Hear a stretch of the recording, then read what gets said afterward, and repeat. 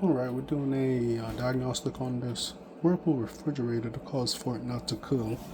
I'm here in the back of the machine compartment, and you can see we have the compressor assembly here. This is the heart of the system, and you have all these copper pipe that's bringing the refrigerant around and circulating the refrigerant through the system.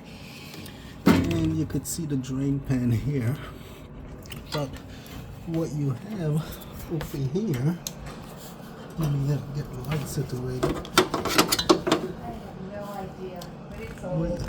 What you have right there in the white drain pan is a piece of the copper tube that looks like this here. That's a piece of the copper tube over there in the drain pan.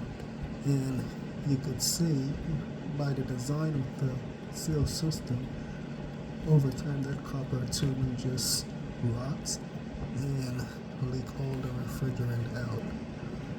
So that's what caused the system not to be working.